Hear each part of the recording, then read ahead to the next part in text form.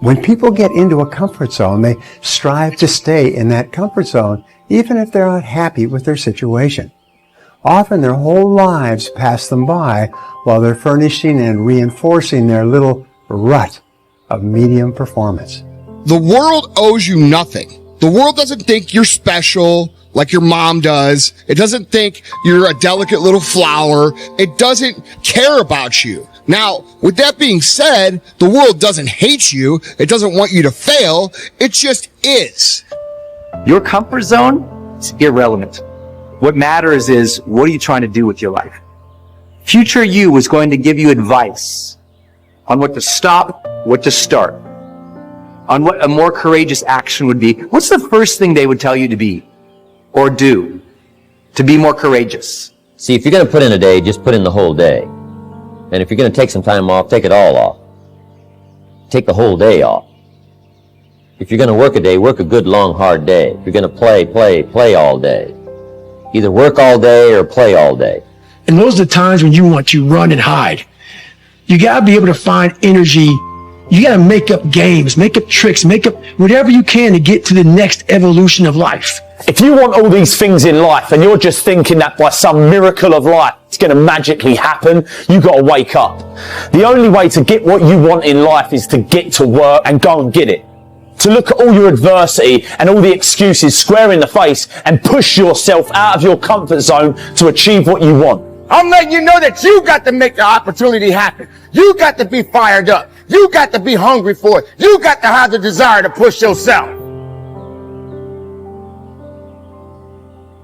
We do not retreat. We do not give up. We do not surrender. And the reason why most of you are not successful is because every single time stuff's not going your way, you give up, you quit, you let go, and people feel weakness. They feel it. You can feel when somebody's not committed, when they're not all in, when they're not dedicated. I want you to focus on what's going to make you better and not make you weak. I want you to focus on moving forward and not moving back. I want you to focus on making your life greater and not making it weaker. I want you to focus on doing something that's going to make other people better. I want you to shine bright. I want you to lift people up. I want you to stay productive. I want you to stay strong. And I want you to keep living the life that you've been given. If you quit, if you never start climbing, if you never take that first step, you'll never get there and you'll forever live in regret. Just know that if you keep climbing, if you keep learning how you can get to the next level, you will soon be exactly where you need to be.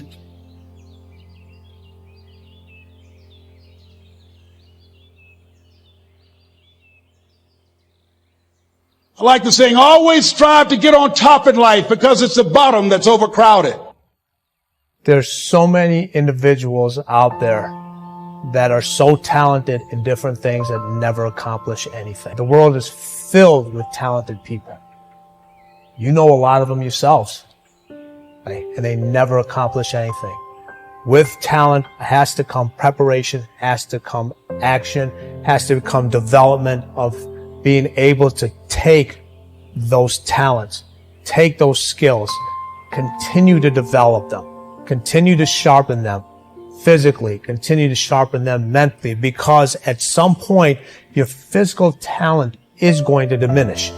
So the greatest things in life take sacrifice and discipline. And that's why so few people achieve great things. Because they don't want to sacrifice, they don't want to discipline for something greater. And it doesn't stop if you don't make it stop. So recognize the excuses are not valid. They aren't. They're trumped up. They're conjured up. They're fabricated. They're lies. And how do you stop the lies? You stop the lies with the truth. And the truth is, you have time. You have the skill. You have the knowledge and the support and the willpower and the discipline to get it done. If you are alive, you have another opportunity to begin again. A new opportunity. Get up and get after it. If you have a dream, don't just sit there. Get your ass up and make something happen. Sometimes you just have to move. Do something. Make a call. Reach out to someone. Google something. Learn something new. Write down what you need to do in order to make a better life for yourself. And be brave enough to do those things. And I know seeking discomfort sounds odd, and not many people do it. But you have to learn to embrace it, because it's the only environment where sustained or exponential growth can occur. And in order to change, in order to build a business, in order to be the best parent, the best spouse, to do all those things that you know you want to do with your life, with your work, with your dreams, you're going to have to do things that are difficult, uncertain, or scary, which sets up this problem for all of us. So continue to grind. Grind with everything you got. Be strong every day of your life. No matter what comes your way, keep grinding. Men, women are made in the image of God. And what does that mean? Well, if God is that which confronts potential with truth and courage and makes what's good out of potential, that seems to indicate that we have the same faculty. Like, on a smaller scale, we're not omniscient, but we're not bloody well nothing. Our conscience is integrally tied into the structure of being in some manner we don't understand. And it certainly is the case that we take what isn't and turn it as into what is. That's something, man. That's quite the trick we've been able to manage. And so we're made in that image. And so what are we supposed to do? Well, that's what we're supposed to do. We're supposed to type our letters and make our phrases and construct our sentences and build our paragraphs and put our chapters together and make our books and communicate to people and straighten out the damn culture and constrain the malevolence and ignorance that besets each of us and push nature back and extend ourselves out into the unknown and confront the potential that's there in the illimitable quantities and make the world better than it could be otherwise, to move it away from hell, and it can certainly become that, and toward heaven, to the degree that we can manage that. And that is a good enough goal. That's the thing. You need something, because your life is tough, it's hard. You need something that, you need something to get out of bed for and fight for. And then think about maybe that's something you could contribute to. Then it wouldn't have to happen anymore. And that would be a good thing. God only knows what great things we could manage under such conditions. We're becoming incredibly technologically powerful. What would it be like if we became equally wise? Well, that would really be something. God only knows what we could manage in the next 20 years or the next 100 years, We're running at 40%, most of us, because we're half in and half out. And it's not surprising because life is difficult. What if you were 90% in or 95% in? Or are all in? Because you're all in anyways, right? It's a life and death game. No one gets out of this. Everyone dies. Then you might as well commit yourself to the highest good that you can attain, because why not? It'll imbue your life with meaning. It's hard. The responsibility is there, but all the meaning's in the responsibility, and that'll make your life better, and it'll make your family's life better, and it should make your culture better. Maybe it'd make the world better. It's like, that'll justify your damn miserable existence at 3 o'clock in the morning when you're wondering what the hell you're doing here. And that's a good thing, because there's going to be days when you're aching and tired and sore, and there's people in your family that are sick, and you're cynical and bitter, and you need a reason to get up, and you think, yeah, well, a little more heaven and a little less hell, maybe I can pull that off today and tomorrow and next week. And that's worth struggling forward for. And so that's how it looks to me. So if you want to do something, if you thought about something you want to do, take it head on. Decide that you're going to start looking at it. Start doing research on it. Start tackling it. Start becoming involved in whatever and wherever it might lead you to begin to explore the possibilities in that particular thing that you're seeking, so that you can begin to learn all you can about it. Decide that you face it, that whatever shortcomings you have, that you're going to strengthen yourself there. Whatever training that's required, that you're going to go get that training, that you're going to get started right now.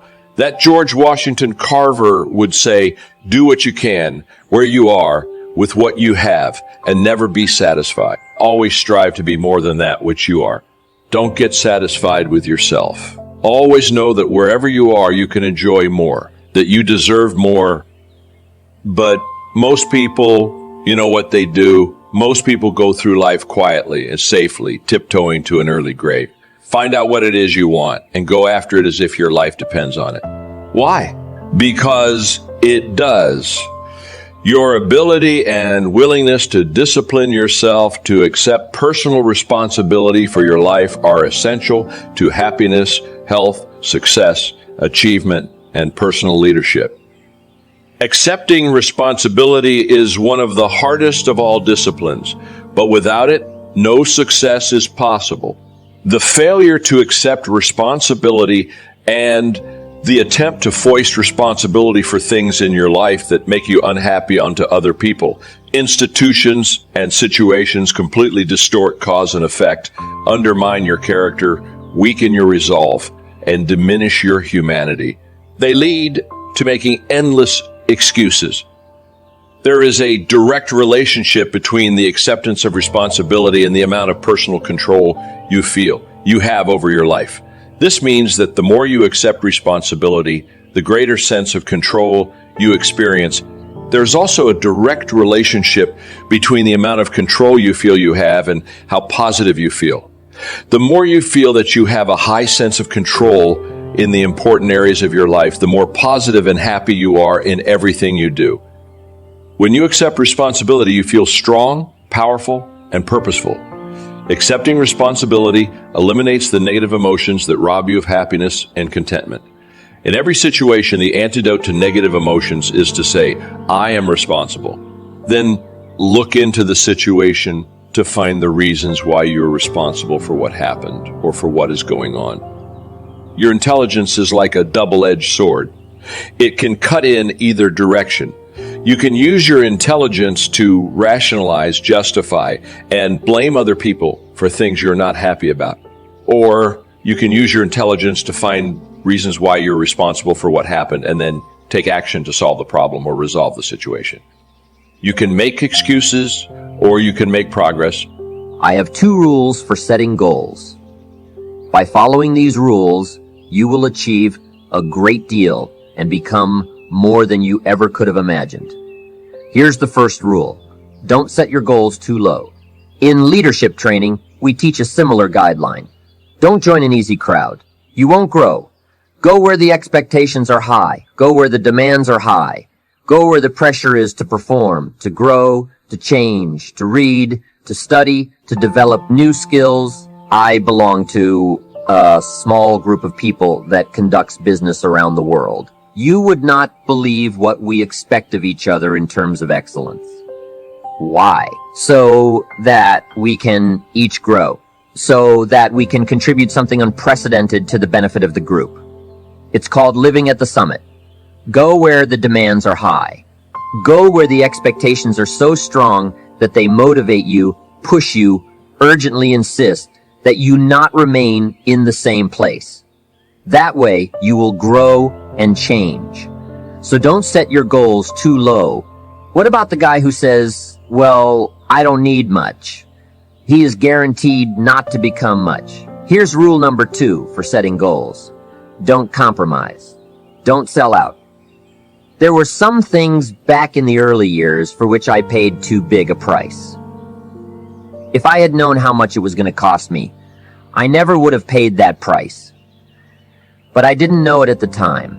Don't sell out, and as the old saying goes, count the costs. Remember, in that ancient story, Judas got the money. That sounds like a success story, and it is true that 30 pieces of silver in those days was a sizable fortune. But having a name that is synonymous with traitor is not what I would call a success story. Interestingly enough, when Judas got the money after becoming a traitor, he was unhappy. He wasn't unhappy with the money. He was unhappy with himself. You see, the greatest source of unhappiness doesn't come from the outside world. The greatest source of unhappiness comes from within. To alleviate his unhappiness, Judas tried to return the money, but no one would take it back. So he decided to just throw the money away. Why would he throw his fortune away? because he was so unhappy with himself. Of course, that wasn't the end of the scenario. Throwing his fortune away did not change what Judas had become, a traitor. In total frustration, he hung himself. Why did Judas have such a tragic end?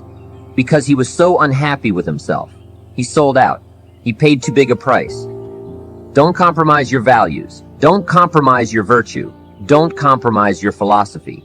There are two words from ancient scripture you need to keep in mind.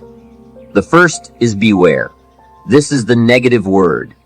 Be aware of what you become in pursuit of what you want. Don't sell out. Indeed, if Judas were to advise us today, he would tell us to beware. The second word, behold, is the positive one. Behold the possibilities and the opportunity. Behold the drama. Behold the awesomeness. Behold the uniqueness. Behold the majesty. What a positive word, behold. Set the kind of goals that will transform your life. That will make you far better than you are, far stronger than you currently are. And you will behold